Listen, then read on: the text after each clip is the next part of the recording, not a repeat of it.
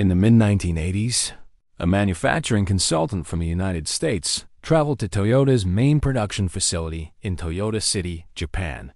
He had spent years studying factories across America and Europe, and he believed he understood efficiency. He understood lean operations, output targets, production quotas. What he was not prepared for was what he saw on the factory floor. Workers were stopping the assembly line, deliberately, voluntarily. In most American factories, stopping the line was a crisis. Here, it happened dozens of times a day, and no one seemed alarmed. The plant manager walked alongside the consultant and explained quietly that a line stopped to fix a problem was a line that would run perfectly afterward. A line never stopped was a line quietly accumulating invisible failures. The consultant flew home and spent the next decade trying to explain what he had witnessed. What he had seen was not a production technique. It was an entirely different philosophy of time. This video explores that philosophy, the Japanese approach to time management, not as a collection of productivity tips, but as a coherent way of thinking about how human effort connects to meaningful results. There is a concept in Japanese work culture called jidoka. It is often translated as automation with a human touch, but that translation misses something essential. The deeper meaning is closer to this. Never allow a defect to pass forward. The moment a problem is identified, work stops. The problem is examined, understood, and corrected at its source before anything continues. This principle did not stay on the factory floor. It migrated into how Japanese professionals think about their days. Rather than moving quickly through tasks and leaving small problems unaddressed, the practice is to stop, understand what is creating friction, and resolve it before moving forward. This feels slower. In the short term, it is slower. But the cost of unaddressed problems compounds. Every hour spent working on a flawed foundation is an hour that may need to be entirely undone. Most people in modern professional life do the opposite. They move fast. They accumulate unresolved issues, unanswered questions, half-finished thinking, and vague commitments. By Friday, the week has been busy, but the real work remains. The pace felt productive. The output tells a different story. The practical application is straightforward, though not easy. Before beginning a task, ask one question. Is there anything unclear or unresolved that will interrupt this work? If yes, that is what needs attention first, not the task, not the inbox, the obstacle. Removing it before beginning is not procrastination. It is jidoka. This idea of attending to foundations before rushing into action has a precise Japanese word attached to it, ma. It does not translate cleanly into English. The closest approximation is meaningful pause or intentional space. Ma refers to the gaps between things, the silence between notes in music, the pause between sentences in conversation, the breathing room in a schedule that allows for thought, adjustment, and recovery. Western productivity culture tends to treat gaps in a schedule as waste. Empty time is seen as time not yet optimized. The goal becomes filling every hour with visible activity. This produces something that looks like productivity and feels nothing like it. Japanese traditional arts understood ma differently. In ikebana, the art of flower arrangement, the empty space around the flowers is considered as important as the flowers themselves. The space is not absence. It is an active element of the composition. Remove the space, and the arrangement collapses into noise. Researchers who study cognitive performance have found something similar in how the human mind processes information. The brain does not consolidate learning or generate insight during intense activity. It does so during rest, during walks, during sleep, during quiet moments that most people fill with their phones. The pauses are not interruptions to thinking. They are where the thinking happens. Building Manizur Day is a deliberate act. It means scheduling meetings with space between them rather than back-to-back. It means ending focused work sessions with 10 minutes of doing nothing in particular before beginning the next task. It means treating lunch as a meal rather than a desk activity. These are not luxuries. They are maintenance. A craftsman who never sharpens the blade works harder and harder for increasingly poor results. Ma is the sharpening. Alongside Ma exists a concept that is arguably more well-known in the West, though frequently misunderstood: Kaizen. It translates as continuous improvement and has been adopted by corporations worldwide, usually in a way that hollows out its actual meaning. In most Western applications, Kaizen becomes a program, a quarterly initiative, a process review, something large and deliberate. The original intention was almost the opposite. Kaizen referred to small, daily, almost invisible improvements. Not transformation, refinement. The idea was that a person who improves by 1% each day will over time become unrecognizable compared to who they were. Not through dramatic effort, but through accumulated consistency. There is a historical parallel in the West that is rarely discussed in this context. Benjamin Franklin, as a young man in Philadelphia, created what he called his moral perfection project. He identified 13 virtues he wanted to embody: temperance, silence, order, resolution, and others. Rather than attempting to practice all of them simultaneously, he focused on one per week, tracking his progress each evening in a small notebook. He was not trying to become perfect. He was trying to notice where he fell short and improve incrementally over time. He ran this project for years. He never declared it complete. What Franklin was practicing, without knowing the Japanese term, was Kaizen, not the corporate program version. The original, daily attention to a small gap, followed by a small correction, repeated without drama until the gap closes. Applied to time management specifically, Kaizen looks like this.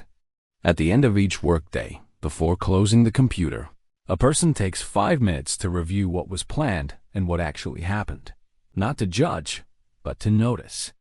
Was there a task that took twice as long as expected? That's information. Was there a recurring interruption at the same time every day? That's a pattern. Was there a decision that consumed 30 minutes of energy it didn't deserve? That's something to change. Each observation becomes the source of one small adjustment the following day. Not a system overhaul, one adjustment. Over weeks, these adjustments accumulate. The person who began the month spending 40% of their day reacting to interruptions may find, simply through daily 1% corrections, that by the following month they have reduced that number substantially. No dramatic reorganization required. Just noticing and adjusting every day without missing days. The fourth major element of Japanese time philosophy is perhaps the least comfortable for modern readers, because it involves the concept of matanai, a word that expresses deep regret over waste. Any kind of waste. Waste of materials, waste of effort, waste of potential. The feeling attached to the word is closer to grief than guilt. In Japanese households and workplaces, matanai shapes behavior in ways that look like frugality from the outside, but are actually something more nuanced. It is not about spending less. It is about honoring what exists by using it fully and feeling genuine loss when something of value goes unused. Applied to time, matanai creates a different relationship with distraction. In cultures without this concept, distraction tends to feel neutral or even pleasurable in the moment. Checking a phone while waiting for a meeting to start feels harmless.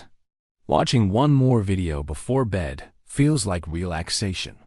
The time lost registers as nothing in particular. But when viewed through the lens of matanai, when the unused hour is felt as actual loss, the way a craftsman might grieve a piece of beautiful wood that rotted unused, the relationship with attention begins to shift. This is not about guilt or self-punishment. It is about valuing what is genuinely valuable. Time, unlike money, cannot be earned back. An hour spent in low-quality distraction is gone in a way that an hour spent in deep work is not, because the deep work leaves something behind. Matanai asks, What does this hour leave behind? The practical translation is a habit practiced in some Japanese work environments called hansei, which means critical self-reflection. At the completion of a project, or simply at the end of a week, practitioners of hansei sit with what happened and ask honestly, where was energy wasted? Not to assign blame or generate guilt, but to see clearly. The discomfort of the reflection is considered productive. Avoiding the reflection is what leads to repeating the same waste.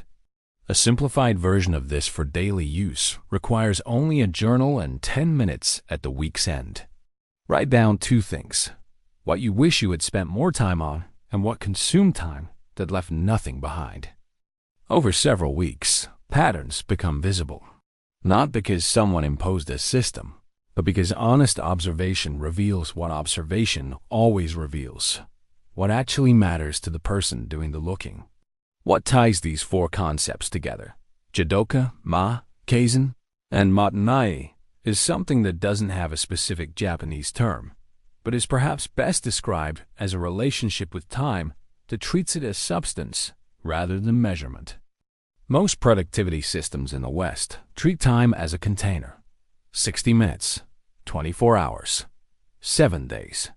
The goal becomes filling those containers as densely as possible with activity. This is why people feel exhausted and unproductive simultaneously. Dense is not the same as meaningful. Full is not the same as purposeful. The Japanese philosophy examined here treats time as material, something worked with, shaped, and respected. A craftsman working with wood does not try to use every cubic inch of the material. The craftsman understands the grain, cuts with the grain, and wastes what must be wasted to produce what matters. The result is something worth looking at. The same quantity of wood, forced and violated, produces something structurally compromised regardless of how much was used. There is a small workshop in Kyoto that has produced wooden combs for over 100 years. The workshop employs 3 people. They produce perhaps 60 combs a day. Each comb is finished by hand, the teeth cut individually, the edges smoothed until they move through hair without resistance. The combs last decades. The workshop has no expansion plans, no growth targets, no optimization strategy. From a Western productivity standpoint, this looks like inefficiency taken to an extreme. From a matanai standpoint, it looks like something else entirely. An operation so aligned with its purpose that nothing is wasted. Not material, not effort, not time. The workers finish their day having done exactly what their skills were built to do. The product exists in the world and will continue existing long after similar products purchased in bulk have been discarded and forgotten. This is not an argument for slowing everything down or rejecting ambition. It is an observation about what productivity actually means when the goal is something that lasts. Most people who feel chronically busy, chronically behind, and chronically dissatisfied are not suffering from a shortage of time. They are suffering from a misalignment between how their time is spent and what they actually value. The Japanese concepts explored here do not solve this problem instantly. Nothing does. But they offer a different lens for examining the problem, one that has been refined across generations of practical application. Stop to fix the defect before it compounds. Build pauses into your days so your thinking has room to breathe. Improve one small thing every day without waiting for the perfect system. And when you look at how your hours were used, let yourself feel something about what was wasted. Not paralysis, just honest accounting. These are not new ideas dressed in new language. They are old observations about human attention and effort, developed in a specific culture and applicable across all of them. The container changes. The substance does not. If this kind of exploration is what you're looking for, grounded, practical, drawn from history and human behavior, consider subscribing to Peak Ascent. More content like this arrives regularly. Thank you for watching.